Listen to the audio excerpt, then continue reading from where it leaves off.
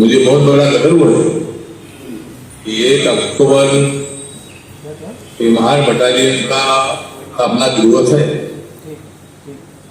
और ये महार बटालियन ने मतलब ये बहुत अच्छा काम देश वालों ने किया है।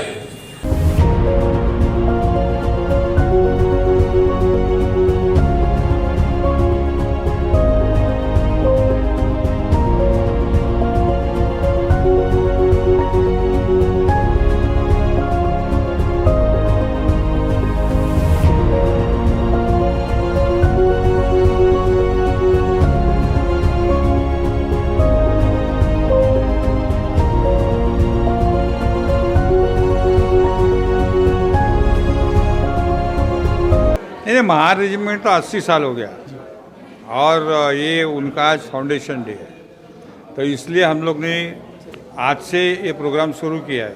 1971 वॉर का ये 50 इयर्स है।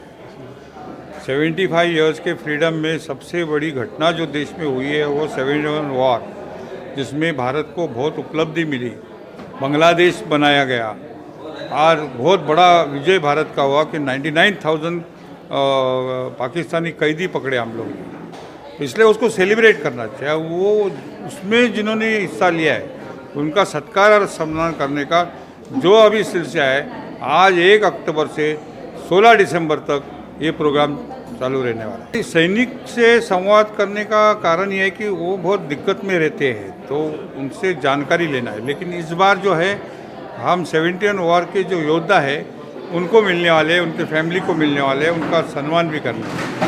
नहीं, ये हम करने वाले हैं। हमारा प्रयास रहेगा कि 71 वॉर की जानकारी हर सिटीज़न को हो, ना सिर्फ सैनिक को। तो ये इसमें सिटीजन्स का इन्वॉल्वमेंट ज़्यादा होना चाहिए और हम ये कोशिश करेंगे कि हर स्कूल और कॉलेज इसमें इन्वॉल्व हो। जी सर, आखिर में क्या संदेश देगा यूथ के लिए कि यूथ भी आए और सैनिक फेडरेशन का जुड़े, क्योंकि जो कार्य आप पूरे देश में, पूरे महाराष्ट्र में कर रहे हो, ये बहुत ही बेहतरीन है।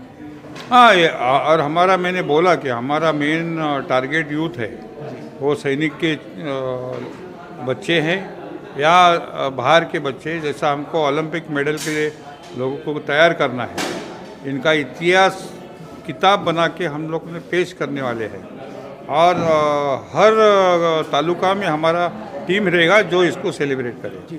तो 2 इश्यू हम ले रहे हैं। एक तो say no to drugs and yes to life. तो ड्रग के खिलाफ हम लोग एनसीबी को पूरी तरह से सपोर्ट करने वाले हैं, पुलिस को सपोर्ट करने वाले हैं और सैनिक आगे जाके करप्शन के खिलाफ बड़ा युद्ध करने वाले हैं, वो भी हम डिक्लेयर करेंगे और 3 से 16 दिसंबर के बीच। बहुत बहुत धन्यवाद सर। Thank you.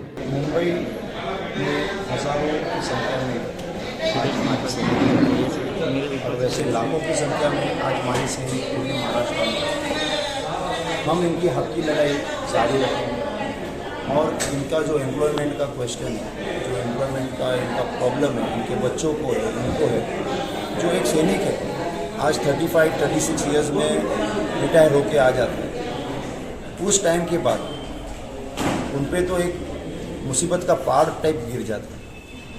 इस उम्र में 35-37 में आने के बाद इनको प्रशासन ने इनको एक ट्रेजर की तरह देखना चाहिए, उनको जॉब्स देने चाहिए, because they are train soldiers, they are weapon train soldiers.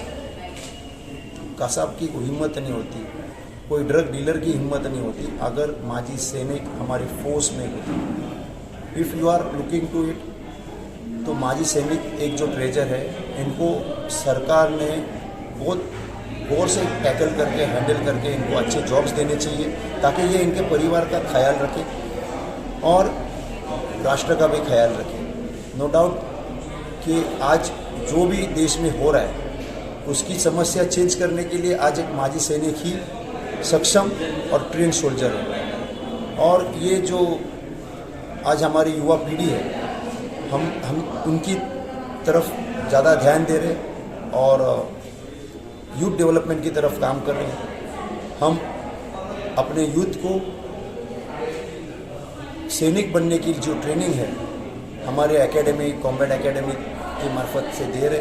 Brigadier Sudhir Sawant जैसे इतने बड़े इंटेलेक्चुअल उसमें लेक्चर्स ले रहे। Advocates lecture, advocate Amrita Patel है, वो लेक्चर्स ले रही है और ऐसे पूरी टीम है जो हमारे यूथ को यूनिफॉर्म पहनाने के लिए सक्षम लगी हुई है। और दूसरी बात जो है, मेरी खुद की एक फुटबॉल एकेडमी है और मैं चाहता हूं कि हर एक यूथ को खेलने का मौका मिलना चाहिए और अपनी हेल्थ का ख्याल रखना चाहिए और सेहत का ख्याल रखना चाहिए, फिट रहना चाहिए, so they can get into the forces, into the uniform forces.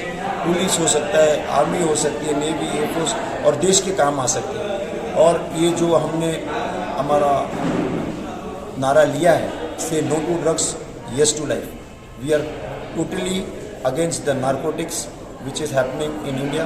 Drug addicts बना रहे हैं हमारे यूथ को और ये एक उन्होंने आयल से पाकिस्तानियों की ये चाल है कि हमारे आने वाले जेनरेशन को एक नशेड़ी बना दें और हम उसके खिलाफ खड़े हैं। माजी सैनिक जहाँ भी एनसीबी को लगेगा, हमारे एक फ़ोन कॉल पे पूरे महाराष्ट्र और गोवा के जो एडिशनल कमिश्नर समीर वानखेड़े हैं, हम उनकी टीम को सपोर्ट करेंगे। And he is a white collar and very sincere officer. Additional commissioner Sameer Wankhede को हम एक सैल्यूट देते हैं। आज भी वो अपने रेड्स में बिजी है और मुंबई को और महाराष्ट्र को वो झाड़ू मारने का काम कर रहे, पूरे ड्रग एडिक्ट्स को पकड़ के 300 उनकी अरेस्ट हो चुकी है ऑलरेडी आज।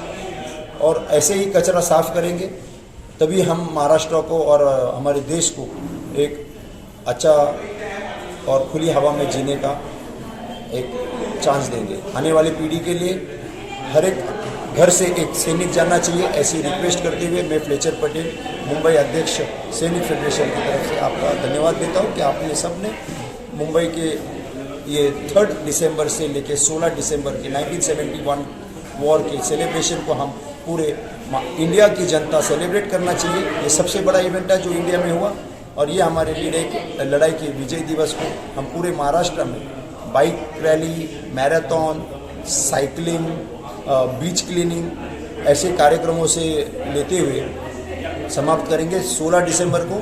और 16 दिसंबर के दिन हम लाखों की संख्या में आज़ाद मैदान की तरफ अपना कूच करेंगे, सरकार को अपनी क्वेश्चंस डालते हुए और अपने रिक्वेस्ट देते हुए उनके तरफ हाथ जोड़ के निवेदन करेंगे। इसी तरह से मैं 2 शब्द समाप्त करता हूँ। धन्यवाद।